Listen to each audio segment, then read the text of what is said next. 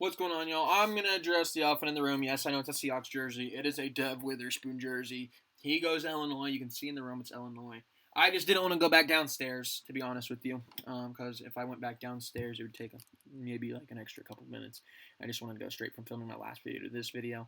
But downstairs where all my clothes are, and I got my Justin Fields jersey down there. But I do have the Bears wristband because this used to be my room, but it's not no longer my room. Got the Bears slides at least up here, but we do not have the Bears jersey on. We will in future videos. Don't worry. Do not worry. But not this one. Not this one. We're supporting the Illinois boy and Dev Witherspoon. But the Bears. We're going to talk more in depth. Obviously, we talked a lot about them yesterday's video. We're going to talk more about them today. Number one, we're going to go through our injuries. Some of these guys listed as injuries are no longer on the team. So I'm going to skip all the guys with undisclosed, and I'm sorry if we actually do have somebody that's undisclosed, I skip him because I think he's gone. Like Adrian Colbert's listed as undisclosed, but I believe he's a free agent now. So we're just going to skip over the undisclosed injuries. Dylan Cole, he's going to be questionable with a hamstring. Not necessarily a starter, but I think a key backup at times for us. He should be at least playing a little bit here and there. DeMarcus Walker, questionable with the calf. Don't believe we saw a single snap out of him in the preseason. Definitely didn't see him week one when I was there. Don't really recall him doing anything in the preseason, so I don't think he played. But DeMarcus Walker, he is slated to be a starter when he is healthy. And it'll be interesting to see what he can do. Had a decent season last year. He should hopefully have a good season for us this year. And what is a improved defensive line. Don't know if we necessarily have the sacks in that defensive line. DeMarcus Walker is going to be one of those guys that has somewhat of a track record there for getting sacks. Eddie Jackson's questionable with his ankle, but it sounded like Eberflus said he's going to play because he said that he expects the starters to be healthy enough to play. So Eddie Jackson sounds like he's playing. Tevin Jenkins is on the IR, so he will not be playing, I don't believe. I don't think Tevin Jenkins will be playing. Then you got Jaquan Brisker. He's coming off an injury, a groin injury. But I think, once again, he is going to be able to play. And then our backup center, Doug Kramer, is on the IR. So that does it for our injuries. Nobody massive, really, assuming that Eddie and Brisker both play. Because it sounded like Flus said he was going to play. We're not necessarily down somebody guaranteed, but it could turn out to be very, very shaky in the secondary if we miss one or even both of Eddie Jackson and Jaquan Brisker. But I think they're going to be playing. If I were a betting man, I would put the money on that they were playing. But we don't know. So we'll see if it turns out being worse than expected with the Bears. DeMarcus Walker, be interesting to see if he plays. And then for the Packers side of things, the big names, obviously, Eric Stokes, somebody that, it's going to help us a significant portion. Obviously, we have an improved receiving core with DJ Moore. Obviously, we got Chase Claypool towards the middle half of last season.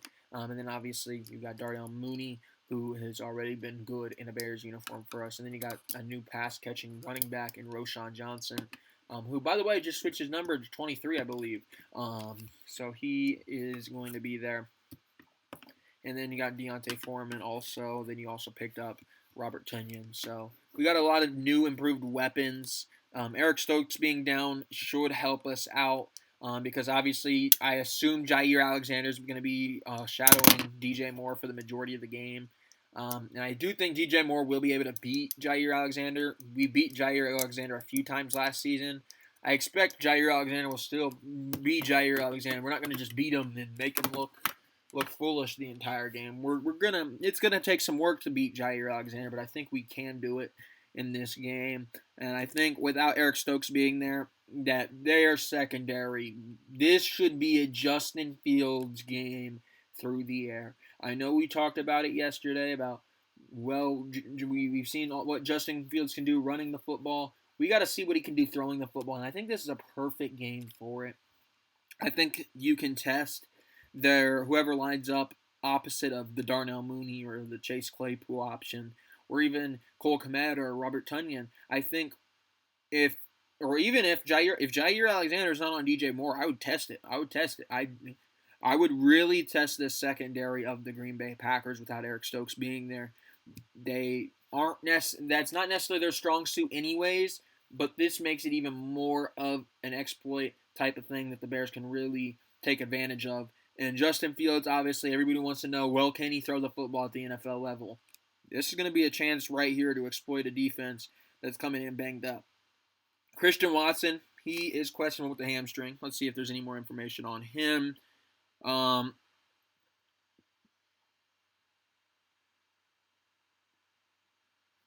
No, there's not any more information on him. It doesn't seem. I can't tell if he's going to play or not. Romeo Doubs, questionable with the hamstring, and Dontavion Wicks, a questionable with the hamstring, and then obviously Rashawn Gary as well, questionable with a knee injury. But three receivers right there: Christian Watson, Romeo Doubs, 1 and 2, number 1 and 2. And both of those guys aren't good to go. The Bears have no excuse to lose this game. The dynamic playmaking ability of Christian Watson, if it is not there, you have no excuse to be getting beat through like a jet sweeper type thing. You no bubble screens, none of that. None of those short plays turn big because of Christian Watson. Romeo Doubs, another guy, if he's down, really the only people you're competing with is Jayden Reed. He's the only guy in that receiving core if you take away those two. Jayden Reed is somebody you are going to have to pay attention to. You cannot sleep while guarding Jayden Reed because he will make you pay. I know he's a rookie, but he will make you pay. He's one of the more versatile rookies. He can make you pay. But Christian Watson and Romeo Doubs, if they're not able to go, the Bears have no excuse to lose this game. They have no excuse.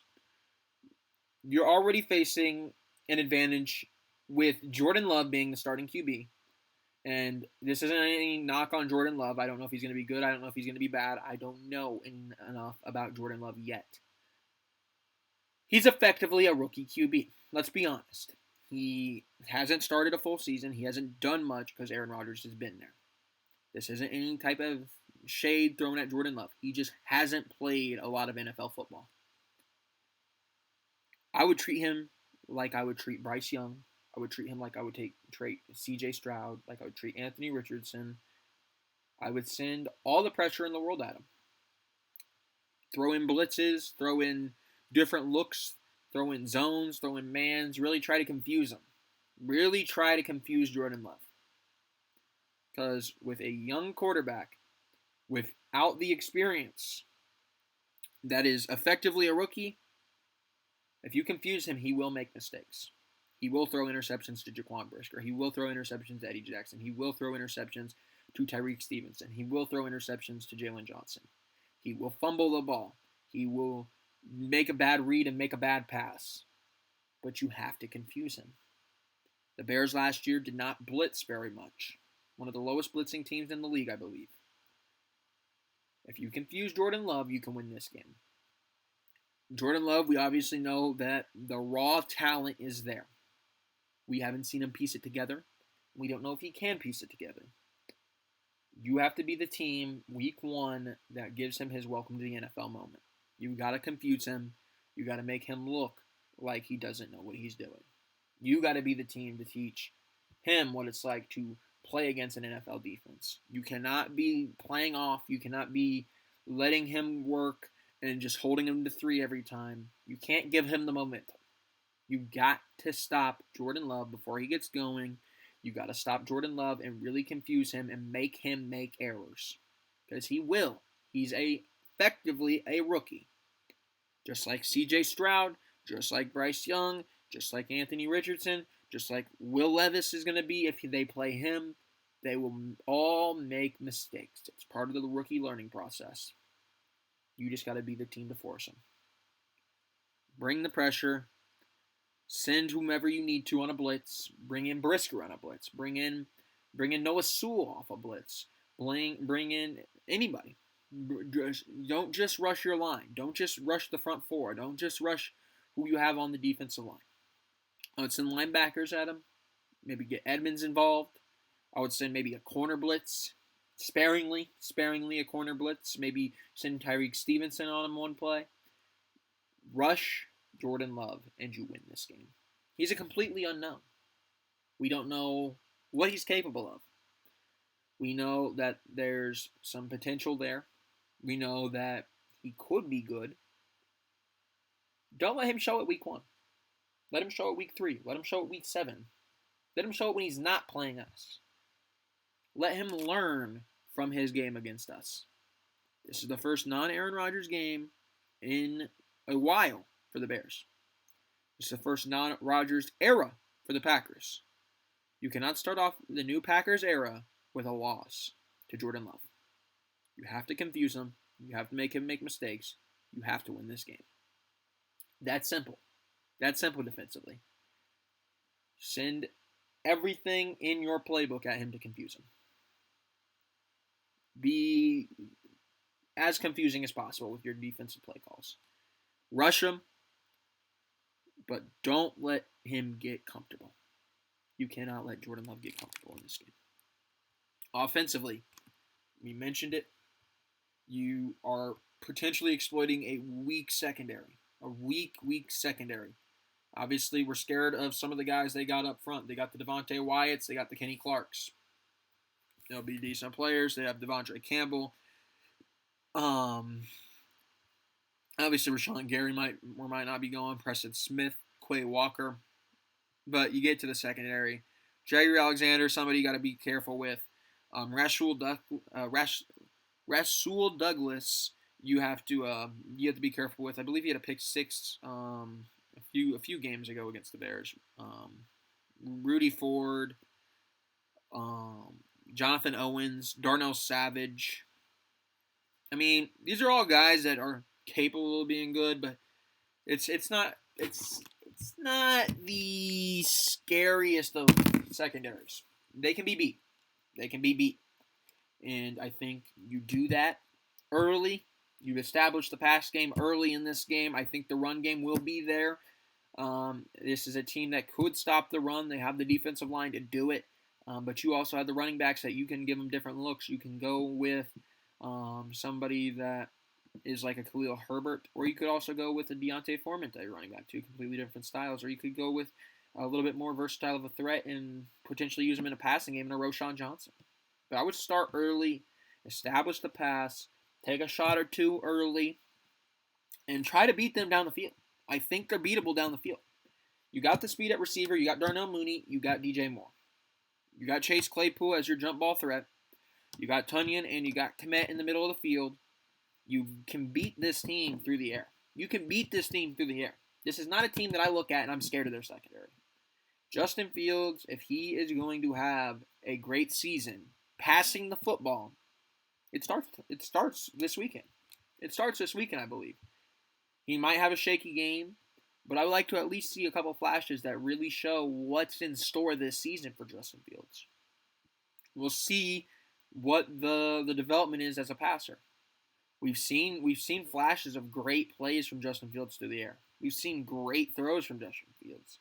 We just really haven't seen the consistent results out of it because we haven't had the depth at receiver we have this season.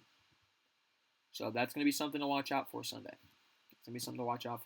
Like I said, I'll be back on Monday to recap what the Bears did, how they performed.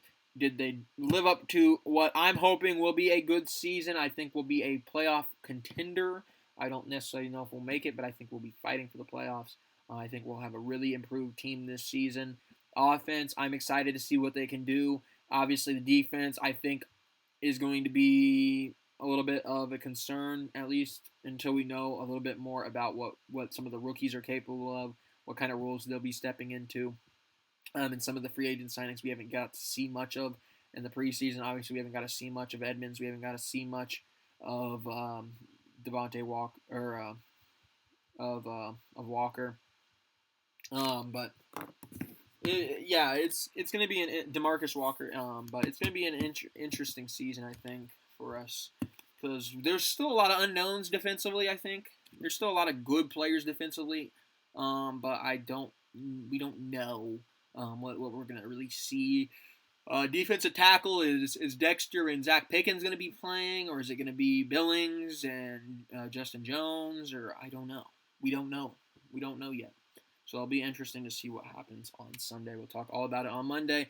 Thank you for watching, and I'll see you later on, I guess, Monday.